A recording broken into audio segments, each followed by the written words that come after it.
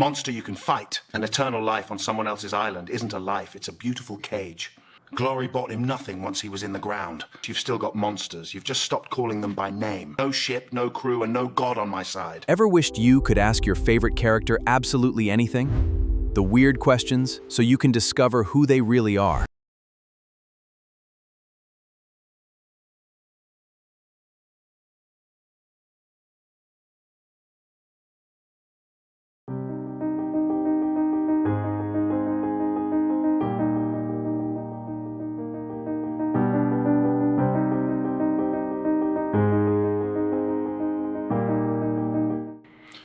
A god handed me an herb and a warning before I ever knocked. Circe's wine only works on men who don't know what's coming. I drank it, drew my sword instead of oinking, and she respected a man she couldn't trick more than a man she could.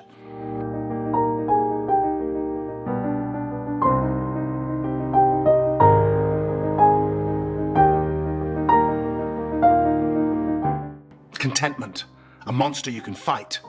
I had to drag weeping men back to the ships by force. We'd forgotten Achilles existed after one mouthful of that flower. The Cyclops only threatened to kill us.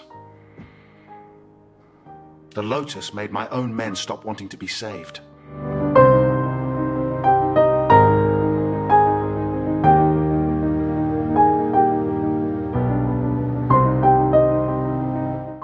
Calypso offered me a life with no more grief in it. No more graves, no more storms, no more growing old. I said no. An eternal life on someone else's island isn't a life, it's a beautiful cage. I chose a mortal wife and a chance at dying on my own shore.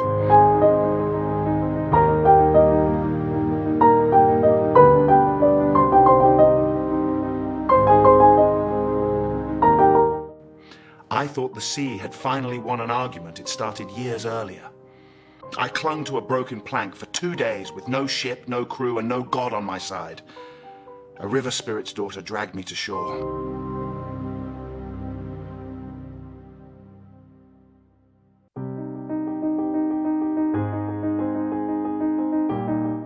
Because 100 armed suitors had been eating my food and courting my wife for years.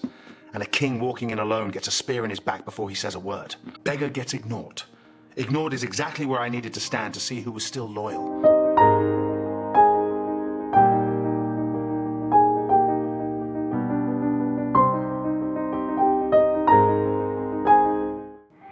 Achilles had washed those same legs when I was an infant. Her hands knew that scar before her eyes knew my face.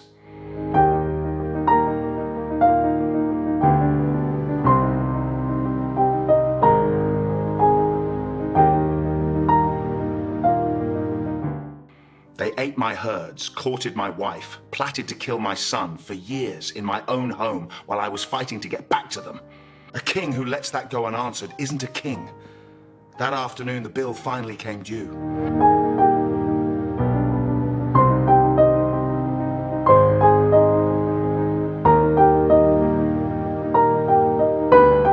I told a servant to move our marriage bed out of our room. That bed was carved from a living olive tree, rooted in the floor, impossible to move without destroying the whole house. Only 2 people alive knew that.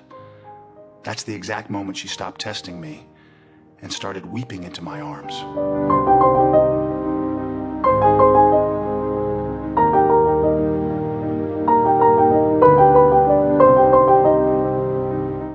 I didn't watch long.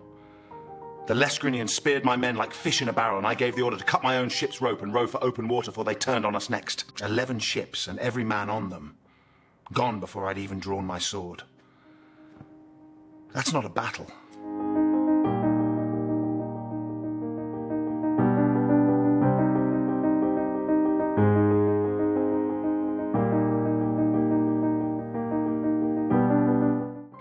That death would come to me gently from the sea, long after I was old.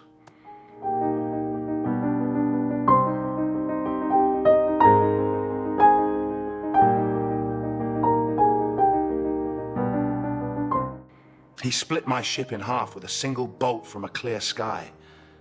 Every man who'd eaten that meat drowned within the hour, and I watched it happen, clinging to a plank made from my own mast. I told them plainly not to touch those cows. Hunger doesn't listen to captains.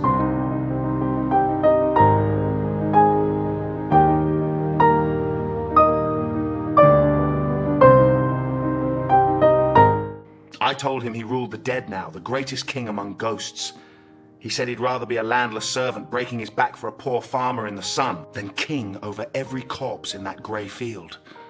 Glory bought him nothing once he was in the ground. I never forgot that.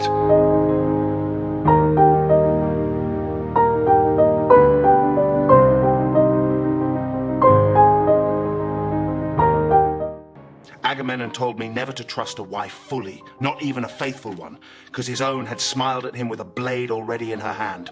I carried that warning for 10 more years of sailing. Then I came home to Penelope, and for once, a dead man's bitterness turned out to be wrong about my house.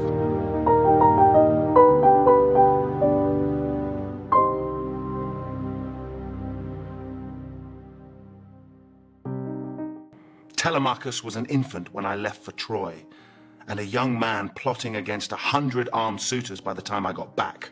I didn't raise that courage in him. He grew it in my absence, out of pure necessity.